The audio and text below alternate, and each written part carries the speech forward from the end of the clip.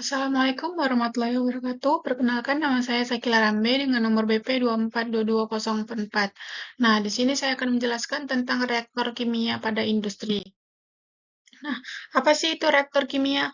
Nah, reaktor kimia itu adalah suatu wadah atau sistem tempat terjadinya reaksi kimia yang dikendalikan secara optimal, di mana reaktor kondisi operasi seperti suhu, tekanan, dan waktu tinggal diatur agar reaksi berlangsung secara efektif sehingga menghasilkan produk yang diinginkan dengan aman dan juga efektif. Nah, kemudian di sini itu ada tujuan utama dari reaktor kimia, yang dimana tujuannya yaitu untuk memaksimalkan konversi reaktan menjadi produk, mengendalikan selektivitas agar produk yang dihasilkan itu sesuai dengan target, serta memastikan prosesnya secara aman dan juga ekonomis dalam skala industri. Nah, kemudian di sini itu ada penggunaan masing-masing reaktor, kelemahan, dan juga keunggulannya. Pak, yang pertama itu ada batch reaktor, yang dimana batch reaktor itu merupakan reaktor yang beroperasi secara tidak kontinu, di mana reaktan dimasukkan sekaligus, reaksi dibiarkan secara berlangsung, kemudian produk dikeluarkan. Reaktor ini unggul karena fleksibel dan cocok untuk produksi skala kecil, namun memiliki kelemahan yaitu produktivitasnya rendah dan kurang sesuai untuk operasi industri besar dan yang berkelanjutan. Nah, yang kedua itu ada CSTR atau Continuous Stirred Tank Reactor. CSTR ini adalah reaktor alir kontinu yang dilengkapi dengan pengaduk sehingga campuran reaktan bersifat homogen. Reaktor ini itu banyak digunakan pada proses kontinu karena mudah dikontrol dan suhunya seragam, tapi memerlukan volume besar untuk mencapai konversi yang tinggi.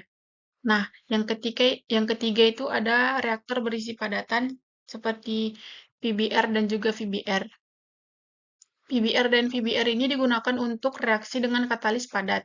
PBR memiliki keunggulan dalam reaksi katalitik namun mengalami tekanan jatuh tinggi, sedangkan VBR ini memiliki perpindahan panas dan massa yang lebih baik serta distribusi suhu yang merata sehingga cocok untuk reaksinya yang lebih cepat. Nah, reaktor kimia berdasarkan bentuk pengoperasiannya yaitu reaktor dibagi menjadi batch, kontinu, dan semi-batch. Batch itu bekerja dalam satu siklus waktu. Reaktor kontinu itu beroperasi secara terus-menerus seperti CSTR dan VBR.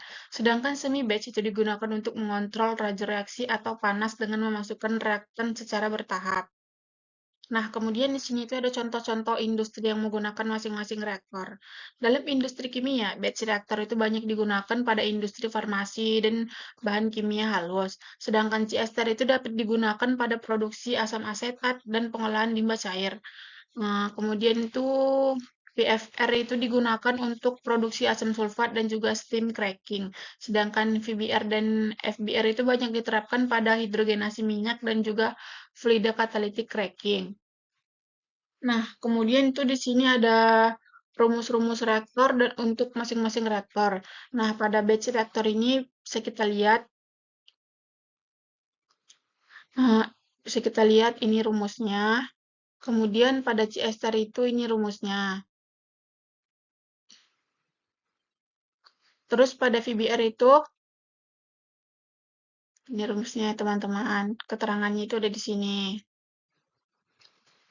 Oke, slide selanjutnya itu hubungan laju reaksi dengan volume reaktor. Yang dimana hubungan antara laju dan volume reaktor itu sangat penting dalam perancangan reaktor. Dimana semakin kecil laju reaksi, maka volume reaktor yang dibutuhkannya itu semakin besar. Pada CSTR, laju reaksi ditentukan pada kondisi keluar, sedangkan pada PFR itu laju reaksinya berubah sepanjang reaktor sehingga PFR lebih efisien untuk reaksi dengan orde lebih dari satu. Nah, adapun kesimpulan dari reaktor kimia yang saya jelaskan tadi yaitu reaktor kimia itu merupakan komponen utama dalam proses industri kimia dan pangan. Pemilihan jenis reaktor itu harus disesuaikan dengan karakteristik reaksi, laju reaksi, fase reaktan, dan juga skala produksi, karena setiap reaktor itu memiliki keunggulan dan keterbatasan masing-masing. Nah, sekian presentasi yang dapat saya sampaikan. Saya ucapkan wassalamualaikum warahmatullahi wabarakatuh.